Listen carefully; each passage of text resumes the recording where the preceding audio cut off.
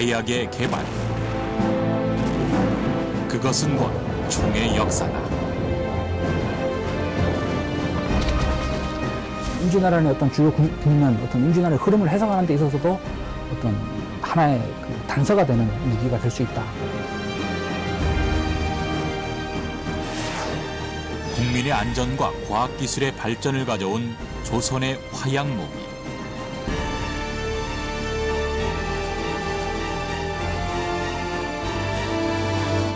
압도적인 화력을 퍼부을 수 있다. 그래서 마치 그 현대 기관총과 비유할 수 있는 어떤 그런 장점이 있다고 할 수 있죠. 조선 최대의 위기 임진왜란. 그 국난 극복의 숨은 병기는 총통이었다. 동아시아에서 화학이라든가 무기에 있어서 선진국이라고 할 정도로 첨단 기술력을 확보했다고 할 수 있습니다. 승자 총통. 그것은 최첨단 과학의 역사다.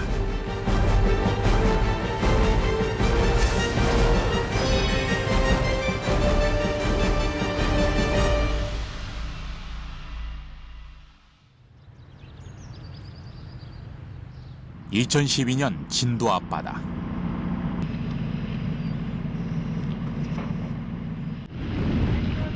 해양 유물 발굴이 본격화되면서 수중 탐사가 한창 진행 중이다. 거센 조류의 물속 환경은 척박했지만 숨겨진 보물들은 조금씩 모습을 드러냈다. 그 중에서 이목을 끈 것은 긴 쇠막대. 침몰된 배에서 떨어진 잔해로 보기엔 남다른 형태. 이것은 무엇일까? 오랜 시간 수장돼 표면엔 녹과 폐류 껍질이 뒤덮여 쉽게 그 정체를 드러내지 않던 이것은 조선의 총통이었다. 지금까지 조사 결과 남해안, 특히 임진왜란 때 해전이 벌어진 곳에서 많이 발견되고 있다.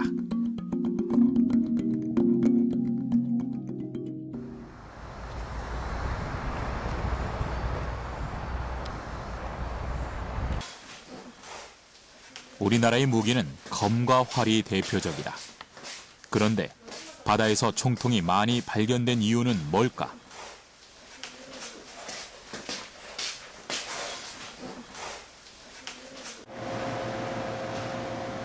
먼저 그 생김새를 자세히 살펴보기로 했다. 이 부분, 이쪽 부분까지가 병부고 이쪽 부분이 약실, 그리고 이쪽 부분이 바로 통신, 총신 이쪽 부분이 되겠네. 그리고 이쪽 부분이 지금 약선혈, 심지를 끼웠던 것으로 보이고요. 그리고 재밌는 게 지금 영문인데 세로로 말령 무자년. 형태와 문헌 등을 비교한 결과 이것은 조선시대 개인용 화기인 소소승자 총통이었다.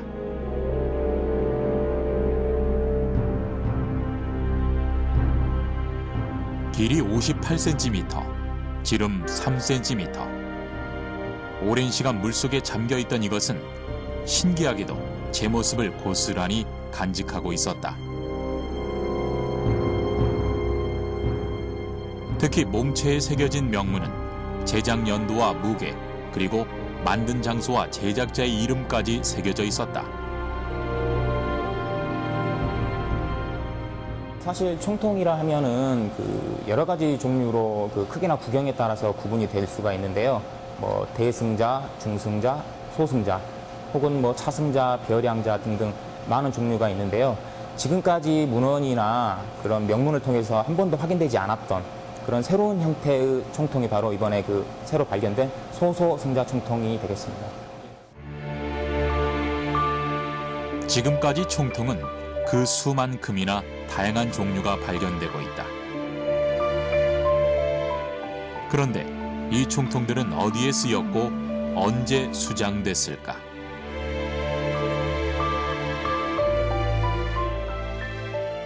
일단은 그 말년무자년이 1588년인데 일단 시기적으로는 임진왜란 시기랑 일단은 제일 인접한 시기입니다. 그런데 그 증거만으로 이 소서승자 총통이 임진왜란 때 사용됐다라는 증거가 될 수는 없을 것 같고요. 또 이 발견된 곳이 일단은 지금 그 울돌목, 과거에 그 명량해전이 있었던 곳과 굉장히 가까운 곳입니다. 그래서 적어도 이 좌영에서 만들어진 총통이 이 우영 관할 해역에서 지금 발견이 됐기 때문에 아무래도 이 소서승자 총통은 그 전투를 통해서 바닷속에 빠진 것으로 추정이 되는데 아무래도 임진왜란 혹은 명량해전에서 사용됐다라고도 일단은 현재로서는 추정할 수가 있을 것 같습니다. 조선 역사의 최대 위기 임진왜란. 당시 왜군은 조총으로 불시에 조선을 침범했고 우리는 활과 검으로 대항했다. 이것이 흔히 알려진 사실이다. 하지만 그 현장에 조선의 병기, 총통이 있었다. 이것은 무엇을 의미하는 걸까?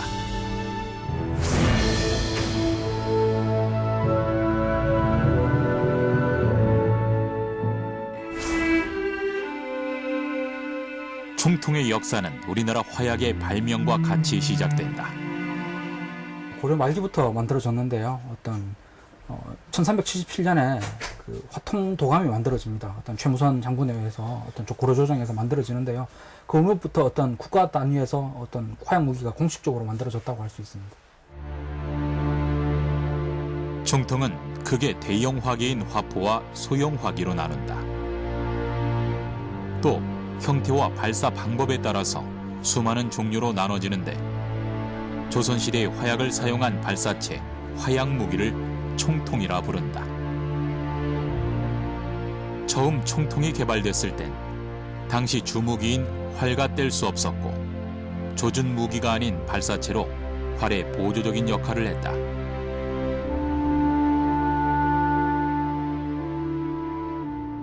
처음에는 대나무 마디처럼 일정한 그 분사형의 그 총통을 만들어서 그 속에 화약을 집어넣고 화약이 그 약실에서 폭파하는 힘에 의해서 앞으로 투사해주는, 밀어내주는 그런 역할을 생각을 했었어요. 그 조선이나 고려의 주무기가 편전인데 이 편전을 총통 안에 넣어서 화약의 분출물에 의해서 투사를 시키는 것이 총통의 처음 시작이었습니다. 하지만 총통은 화약만 일정하게 넣고 조작법만 익힌다면 늘 일정한 살상력으로 검이나 활보다 큰 위력을 가질 수 있는 무기였다. 이런 장점을 알고 총통 개발에 적극 매진한 이가 바로 세종이었다. 우리나라에서 화기 발달이 가장 발달했던 시기가 바로 세종연간이에요. 그러니까 세종하면 문화군주라고 얘기를 하잖아요. 그러니까 백성들이 어떻게 하면 잘 먹고 잘 사고 그 백성들을 지켜내기 위해서는 강한 군대가 필요로 한 거죠. 결국엔 그 강한 군대를 위해서는 무기가 필요로 했던 것이죠. 그래서 국가적인 사업으로서 화기 제조, 개발을 추진을 하게 돼요. 세종이 무기 개발에 매진한 이유는 조선 초 위로는 여진, 아래로 왜군의 침략이 빈번했기 때문이었다. 조선의 무기는 인명 살상용보단 진지를 구축하기 위한 방어무기였다.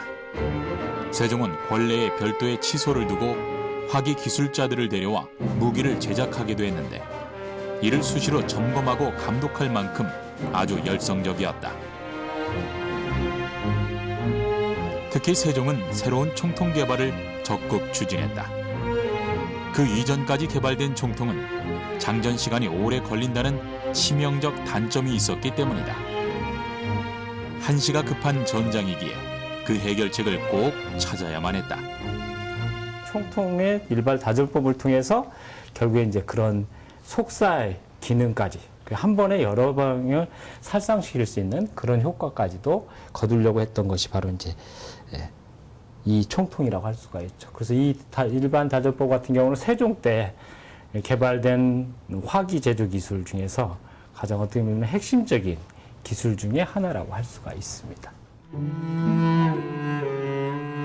그렇게 만들어진 것이 사전 총통과 신제 총통. 이전까지 만들어진 조선의 총통은 중국의 화기를 모방해 제조했는데 세종 때 비로소 독자적인 조선의 총통 제작 기술을 완성한 것이다.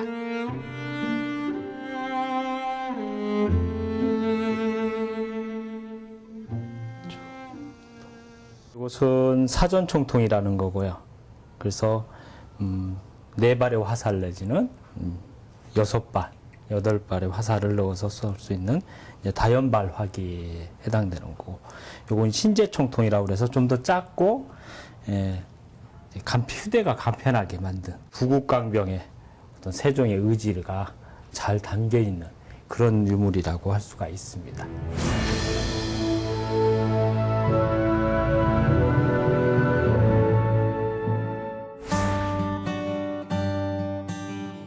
세종 이후에도 조선의 총통 개발은 계속 진행됐다.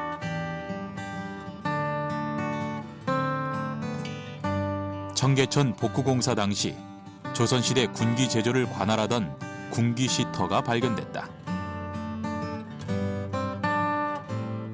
당시 만들었던 무기들과 그 제작 현장이 보존된 채 지금도 연구가 진행 중이다. 특히 총통류가 여럿 발굴됐는데 이처럼 바다와 육지 곳곳에서 발굴될 만큼 당시 총통 개발이 활발히 이루어졌음을 알 수 있다.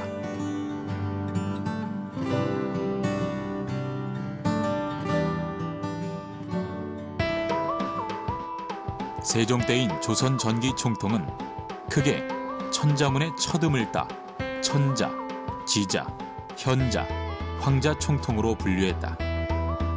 조선 중기엔 더 많은 총통이 개발됐는데 전반적으로 크기가 더 커진 것을 알 수 있다. 이렇게 무기의 개발은 지속됐지만 오래도록 평화로웠던 조선은 임진왜란을 예견할 수 없었다. 당시 왜군은 조총으로 순식간에 조선을 침범했고 조선은 속수무책이었다. 하지만 이내 곧 조선의 반격이 시작됐다. 당시 조선의 바다를 지킨 이순신은 3가지 무기가 있었다. 첫 번째는 거북선이라 불리는 판옥산.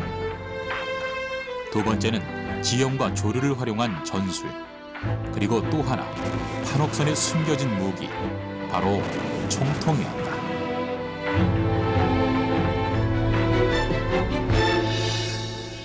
전선의 판옥선은 주로 이제 많이 장비됐던 것이 이제 그 대형 화포, 우리 일반적으로 알고 있는 천자 총통이라든지 시자 총통 같은 대형 화포들을 이제 장착을 할 수 있게 되어 있고, 천자 총통 같은 경우는 이제 사정거리가 900보, 한 보가 이제 오늘날로 치면 1.2m 정도 되거든요. 그럼 한 1000m 정도 날아갈 수 있게 됩니다. 대형 화포를 개발했던 조선은 발사의 충격을 견딜 수 있는 견고한 판옥선을 만들었고 그 속에 화포를 장착해 안정적으로 사격이 가능하도록 했다.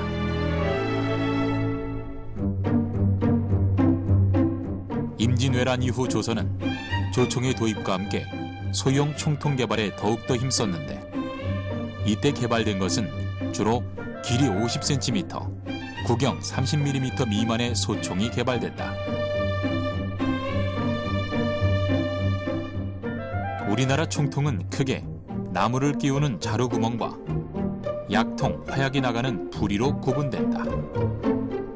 약통은 불붙은 심지가 타들어가 화약이 폭발하는 곳으로 폭발의 압력을 견디기 위해 부리 쪽보다 두껍게 만든다.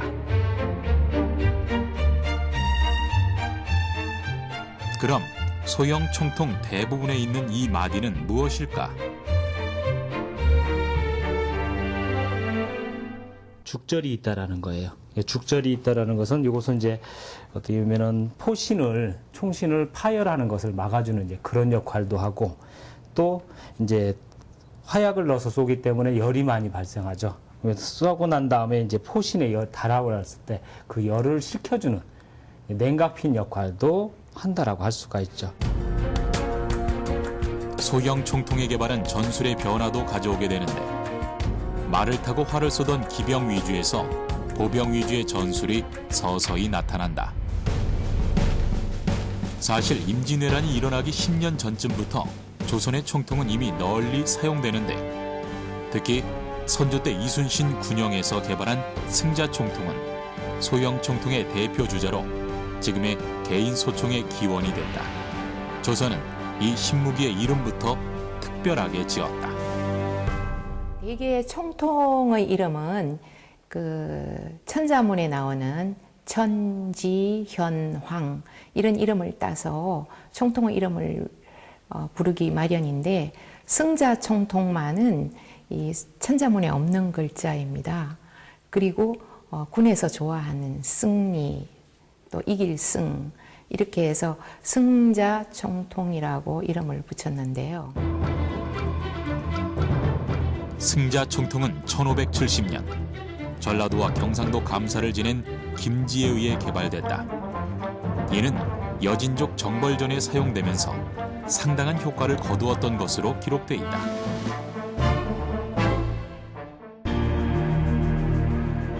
그럼 승자 총통은 어떤 점이 특별했을까?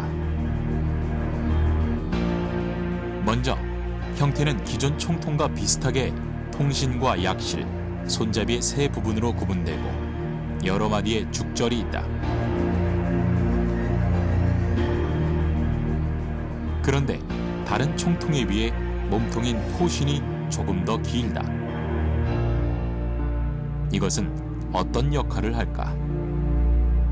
승자 총통의 경우에도 어떤 손으로 들고 쓸 수 있는 비교하자면 총에 상당하는 무기였습니다. 조선 전기의 어떤 그 홍자 총통이나 어떤 주자 총통 이런 총통에 비하면 총구의 길이가 깁니다. 이 총통의 이 전체 길이가 길면은 그 명중률이 향상이 되죠. 또 다른 특징은 죽절이다. 승자 총통은 간격과 두께가 다른 6개 이상의 죽절이 총통을 감싸고 있다. 이것은 장전물과 성능에 영향을 주는 것이었다. 총통을 장전할 땐 제일 안쪽에 화약, 경목, 그리고 화살의 순으로 채운다. 경목은 화약과 발사체 사이에 폭발 압력을 증폭시키는 중간 장치인데 이전엔 나무를 쪼개 채웠지만 승자 총통부터는 훨씬 더 차지고 간편한 진흙을 뭉쳐 넣었다. 굉장히 바쁘고 진지한 아주 그 전쟁을 수행할 때는 경목을 찾느라고 굉장히 혼나는 그런 것을 그 경험을 토대 삼아서 이제는 경목을 끼우지 않고 땅에 있는 진흙, 찰흙으로 이 경목을 대신하는 그런 역할을 하는 것이 바로 토격형 총통인데 이 승자 총통이 바로 토격형 총통이 되겠습니다. 조선 중기 이후 승자 총통은 대표적인 무기로 보편화되는데 이유는 그 성분과 주조법에 있었다.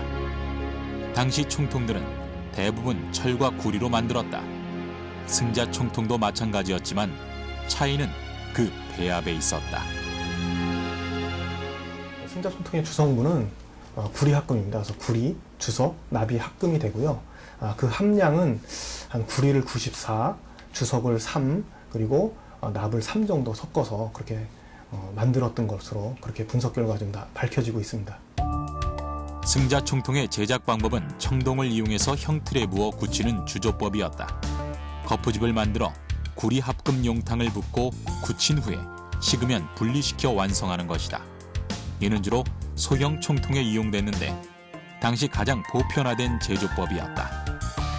주조라는 것은 대량 생산 체계에 가장 적합한 기술이기도 하고요. 또 한 가지는 주조에 할 경우에 굉장히 규격화할 수 있는 더 장점이 있습니다. 이렇게 강한 화력과 대량 생산으로 승자 총통의 보급은 계속 늘어났고 이는 조선 후기까지 대표적인 무기로 남겨져 있다.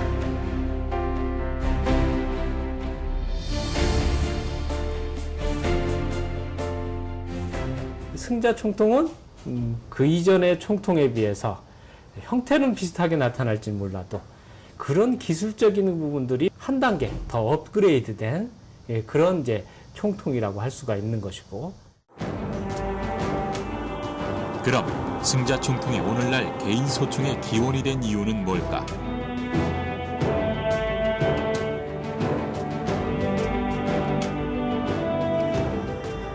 화력은 훨씬 막강하지만 조선 초기의 다른 총통과 마찬가지로 승자 총통도 처음에는 화살을 장전했다.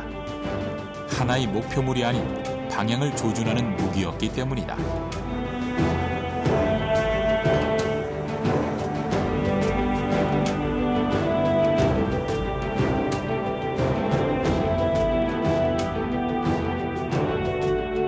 파괴력이 아주 대단했었고요.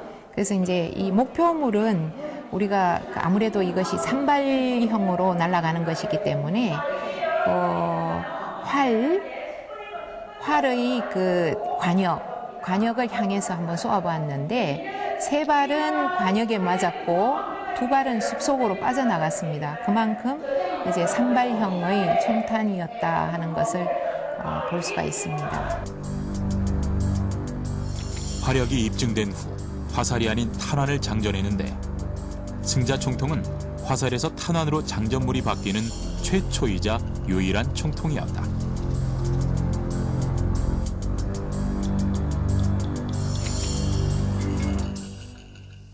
그럼 당시 장전한 탄환은 어떤 것이었을까?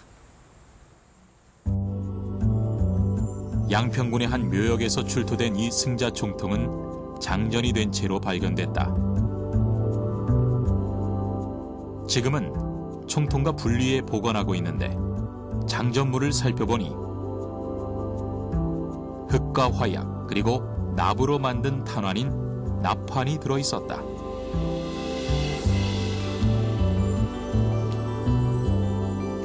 총통의 탄환은 돌로 만든 석환, 철로 만든 철환, 그리고 구리로 만든 동환 등 여러 가지 재료로 만들어졌는데 승자 총통은 주로 철환과 납환을 장전했다.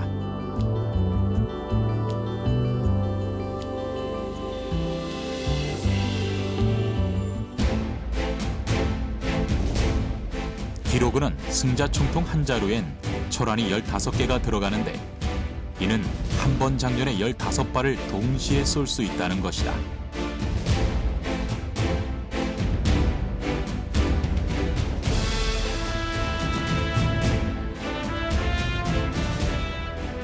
승자 총통은 약실에 혈선을 먼저 꽂은 후 화약을 넣는다. 그리고 진흙을 다져 넣은 후 여러 개의 탄환을 넣고 이 둥근 탄환이 흐르지 않도록 다시 진흙을 다져 넣는다. 장전된 승자 총통의 혈선에 불을 붙이면 혈선이 타들어가 약실에 있는 화약을 폭파시키는데 이 힘으로 발사된 탄환은 당시 최대 700m까지 날아갔다고 한다.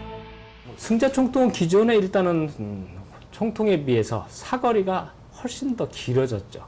부상을 입히든 죽이든 살상할 수 있는 그 사거리가 150m 이상이 돼요. 결국엔 당시에 일본군이 썼던 조총에과도 비교해서도 결코 떨어지지 않는 그런 사거리를 가지고 있다라고 할 수가 있습니다. 그리고 이제 탄환을 쓰기 때문에 기존의 화살을 쏘는 데와는 훨씬 더 간편하고 운용하는 데도 훨씬 더 용이했다라고 할 수가 있는 것입니다. 승자 총통은 조선 중기까지 우리나라 총기 발전의 집합체였다. 이는 제작 기술부터 장전 방법, 탄환의 종류까지 당대 최고의 기술이었지만 세계 유일의 방어 무기였다.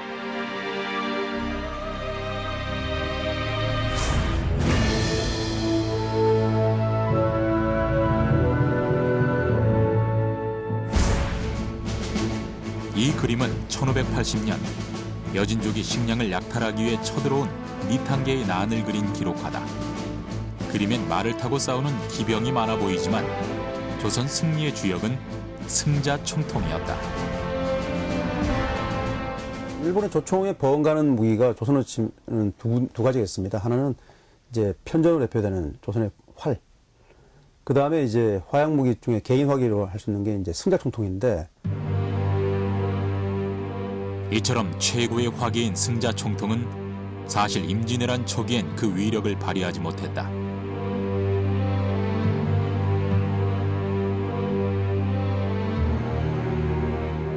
승자 총통이 쇠퇴하게 된 원인 중에 하나가 그 빨리 발사가 가능한 조총이 등장하기 때문입니다.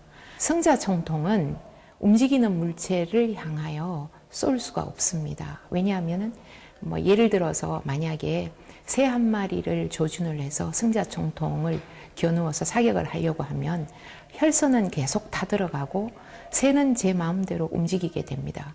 화성이라는 불붙은 새끼줄이 항상 그 매여 있기 때문에 방아쇠를 잡아당기면 막바로 화약을 쳐주게 돼서 혈선이 타들어가는 시간을 줄이게 되죠. 그림의 아래쪽엔 당시 전투에 참여한 이들의 이름이 적혀 있는데 이 중에 익숙한 이름 이순신이 보인다. 당시 그는 화열장, 지금의 소총부대의 소대장이었다. 임진왜란이 일어나기 전에는 조선의 주 무기가 활과 검, 그리고 승자 총통이었다. 이순신은 그것의 장단점을 누구보다 잘 알고 있었다. 때문에 임진왜란이 발발한 후 전장에선 대형 총통을 선두로 했지만 그런 중에도 승자 총통의 장점을 활용한 무기를 개발하기 위해 많은 노력을 했다. 이때 당시에 사용한 총이 바로 승자총통이기 때문에 승자총통으로서 소대장을 한 그런 경험을 가진 장수라는 것을 우리가 쉽게 생각할 수가 있겠습니다. 그리고 이제 나중에 임진왜란 때에는 물론 이 승자총통의 그 승자 계열의 총통을 많이 변형해서 사용하게 되고요. 급기야는 이제 소승자 총통처럼 승자 총통과 조총의 장점을 따서 이렇게 만들었던 그런 그 전력도 있다고 봅니다. 승자 총통은 계속해서 개량되고 발전하게 되는데 지금까지 확인된 바론 총구수와 크기에 따라 총 8가지가 전해지고 있다.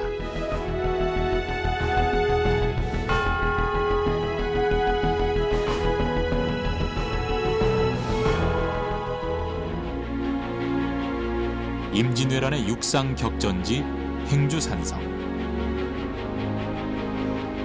행주치마 일화로 알려진 이곳은 사실 살구나무 행, 골주자로 살구나무 마을이 있었던 곳이다. 그 이름과 달리 지금은 임진왜란에 치열했던 전장으로 기억되는 곳이기도 하다. 한 하루 동안 해뜰녘부터 시작해서 해질녘까지 전쟁을 진행하면서 9개의 부대로 나뉘어서 계속 진격을 해왔기 때문에 당시 이곳에 주둔하던 우리 군사는 2,300여 명. 3만의 대군을 몰고 온 왜군의 무기는 조총이었다. 민관군 협동으로 방어를 했지만 조선의 활과 검으로 이들을 물리치기엔 역부족이었다. 하지만 우리에겐 화차가 있었다.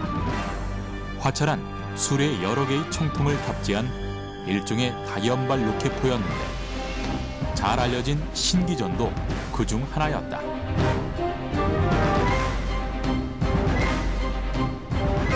화차는 크게 두 종류로 나눌 수 있는데요. 하나는 그 현대의 그 로켓에 비유할 수 있는 어떤 신기전 같은 무기를 탑재하는 화차가 있고요. 또 한편으로는 현대의 어떤 총에 비유할 수 있는 승자총통이나 조총 같은 무기를 탑재하는 화차가 있습니다. 화차는 최무선 장군의 아들인 최해산이 이미 화약 무기를 수레 위에 탑재한 화차를 처음 만들었다고 전해진다.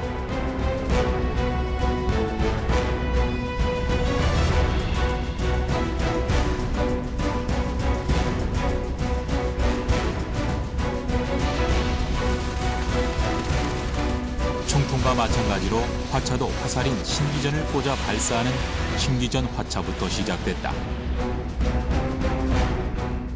신기전이라고 부르는 게 사실은 화살 자체만 신기전이라고 불러요. 총통 신기전 또는 총통 화차 이렇게 부르는 거는 이제 총통이 신기전 안에 50개가 들어가서 그 안에 이제 각 총통마다 4개의 화살이 장전된다고 하니까 한 번 발사할 때마다 200발 정도가 발사되는 그런 총통 신기전이 행주산성에서 쓰여졌다고 합니다. 신기전 화차 이후 총통에 탄환을 넣어 발사하는 총통화차가 개발됐다.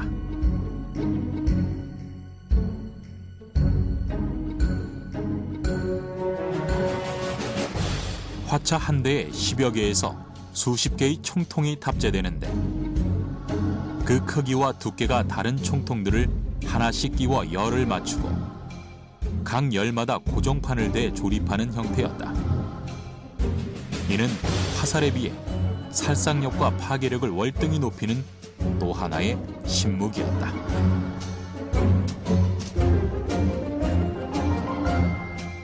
조선 전기에 제작됐던 총통은 대부분 그 어떤 화살형 발사체를 발사하는 그런 방식의 그 어떤 총통이었고요.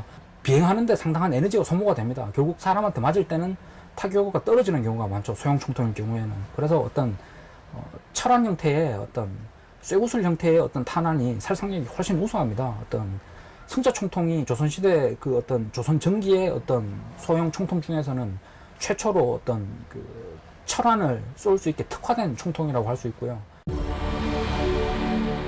망암 화차의 개발은 임진왜란 당시 실학자 유성룡이 선조에게 올린 상소문을 통해 알 수 있다. 당시 기록엔 승자 총통 15문을 탑재한 문종 화차에 관한 얘기가 나온다.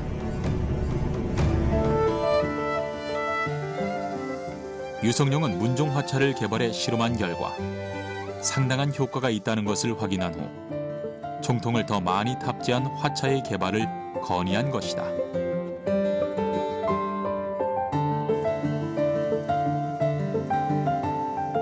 조선 전기의 다른 총통보다는 명중률이 좋았고, 그리고 화살이 아니라 어떤 철로 된 탄환, 철환을 쏘는데 좀 더 특화된 총통이었기 때문에 어떤 그 두 가지 장점이 어느 정도 있는 무기였기 때문에 어떤 이 승자 총통의 위력을 극대화할 수 있는 어떤 운용법을 찾아 고민을 했을 것 같고, 그 결과물이 망암 화차가 아니었나 저는 그렇게 생각을 합니다. 망암 화차는 율곡의 수제자였던 망암 변희중에 의해 개발됐다. 후손에 의해 전해지는 도면으로 보관한 망암 화차는 기존의 화차와 확연히 다른 모습이었다. 내부가 보이지 않는 큰 방어막에 삼면에 총구가 뚫려 있어 보기에도 그 위험이 느껴진다.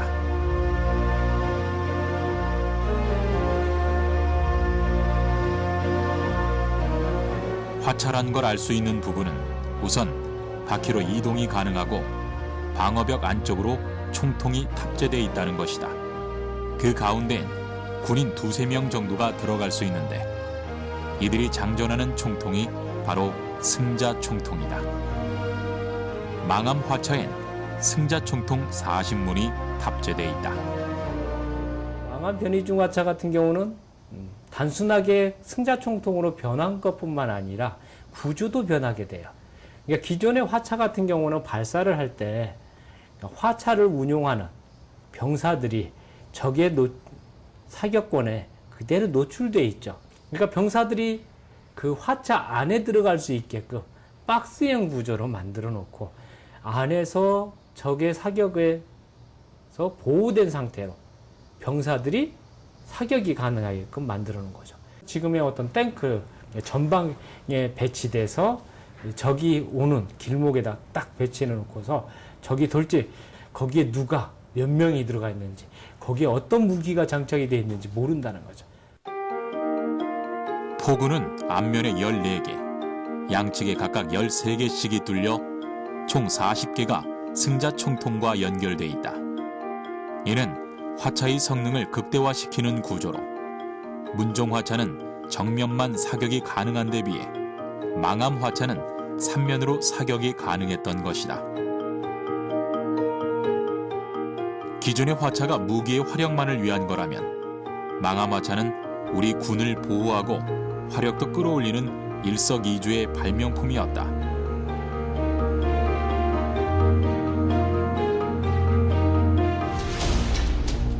망암 화차는 화력은 강하지만 조준율이 약한 승자 총통의 단점을 보완하고 장점을 극대화한 무기다.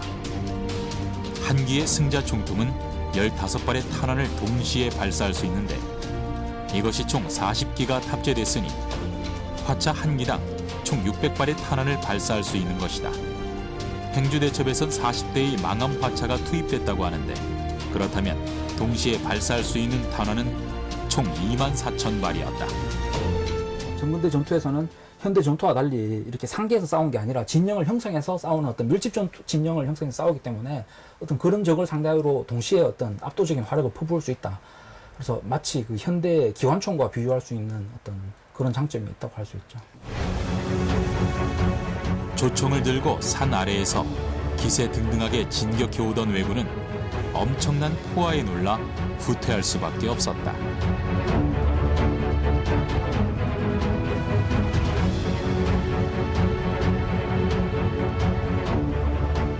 다양한 종류의 화약 무기를 사용한다는 건 일본군도 경험이 있었겠지만 어떤 다른 전투에서 어떤 그런 식의 방식의 화차를 대량으로 사용한 전투가 조선군이 없었기 때문에 행주산성 전투에서 어떤 그 망함 화차가 그렇게 대규모로 운영이 됐다면 일본군 입장에서는 어떤 참 이례적인 상황, 어떤 자기들의 예측 범위를 벗어나는 어떤 돌발적인 상황이라고 느끼고 어떤 되게 그 전투의 어떤 일본군이 그 물리적인 타격 못지않게 심리적으로도 위축되는 어떤 요인이 되지 않았을까 그렇게 생각을 합니다.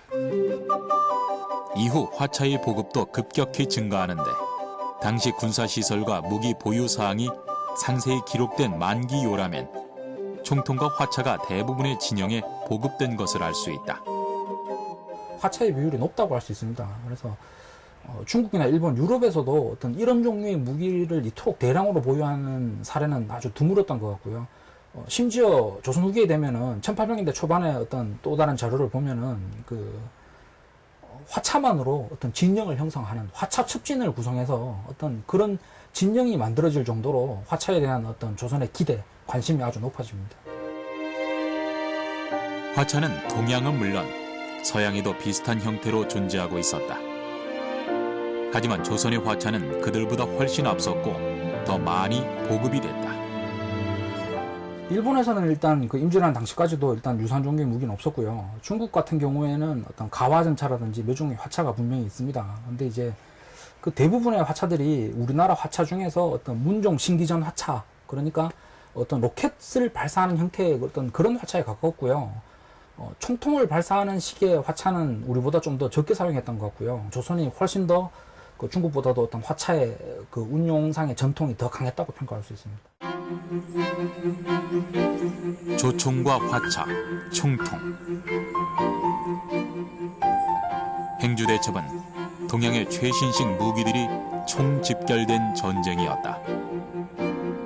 그 전쟁에서 승리할 수 있었던 조선의 숨겨진 무기는 바로 승자 총통이었다. 이 임진왜란 이전에는 그야말로 우리나라의 화기 기술이 병장기의 그 기술이 일본에 못지 않았습니다. 그런데 그 일본이 이제 그 유신을 하면서 소위 그 서구에서 이 조총이라는 것을 반입을 해가지고 일본군이 우리나라에 왔을 때는 조총으로 무장한 상태였었거든요. 그러게 완전히 상황이 바뀌었죠. 우리는 그때 최신 무기라고 하는 것이 승자총통입니다. 임진왜란은 장수들의 전략과 우리 백성들의 기지, 그리고 16세기 첨단 무기의 실전 경험장이었다.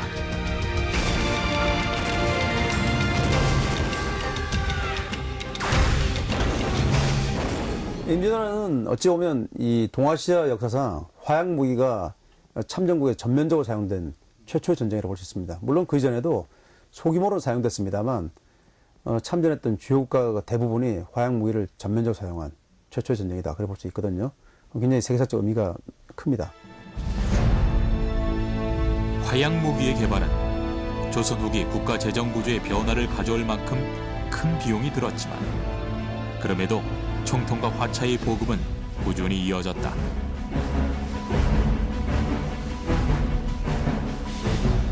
국민의 안전을 위해 나라가 준비했던 방어수단, 그중 하나가 최첨단 무기였기 때문이다.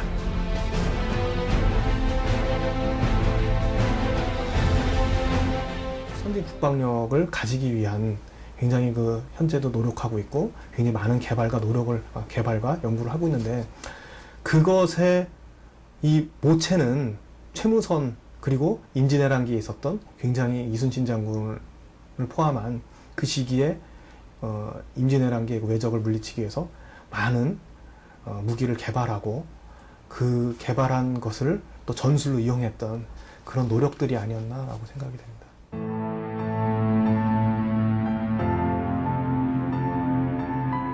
끊임없는 외세의 침입에 대항하기 위한 방어 무기.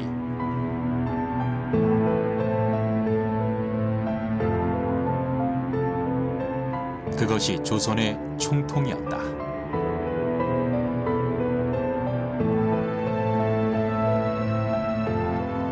그 당시에 우리 선조들은 어떻게 보면 적의 침입으로부터 익숙하지 않았던 무기를 가지고서 전장에 나가서 싸울 수밖에 없죠.